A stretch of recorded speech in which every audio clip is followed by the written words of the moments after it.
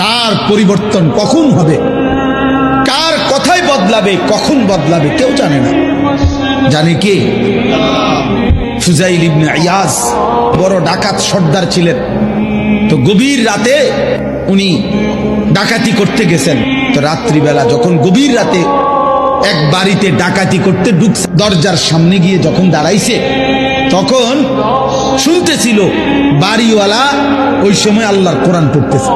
উনি দরজায় দাঁড়াইয়া শুনতেছে যে বাড়িওয়ালা ভিতর থেকে আল্লাহর কোরআন পড়তেছে, আলাম ইয়ানি লিল্লাযীনা আমানু আন তাখশা কুলুবুহুম লিযিকরিল্লাহ। এই এক আয়াত ওনার কলিজা ছিদ্র করে ফেলছে। উনি পিছন দিকে ফিরে এসে আর চিৎকার করে দুই হাত তুলে বলছে, আয় রব, আয় মাওলা, সময় হলো, হয়েছে সময়, আমি আর এই নাফরমানির জিন্দেগি করব না, দিলাম ছাইড়া। তখন তিনি ওই সময় রাত্রে তো আল্লাহর কাছে এক ফোঁটা চোখের পানি ফেলতে ওনার মন চাইছে, তওবা করবে, মাফ চাইবে, আজকে গুনাহ ছেড়ে দিবে।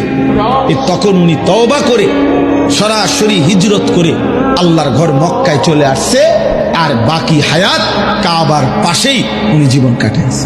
এরপরে উনি হইছেন সাইয়্যিদুল আউলিয়া, আউলিয়াদের সর্দার। তাহলে বললাম আর কি, যে কোনো কথা, কোনো এক আচরণ, কোনো এক শব্দ অনেক সময় চেঞ্জ করে ফেলে, জীবন তুলপার করে ফেলে, জীবন পরিবর্তন করে ফেলে।